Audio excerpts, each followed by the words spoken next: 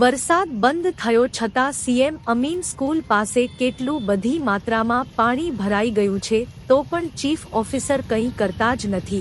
આજે મામલતદારને અમુક વાલીઓ દ્વારા આવેદન પણ આપવામાં આવ્યું। આમાં સ્કૂલે આવતા બાળકોનો શું વાંક?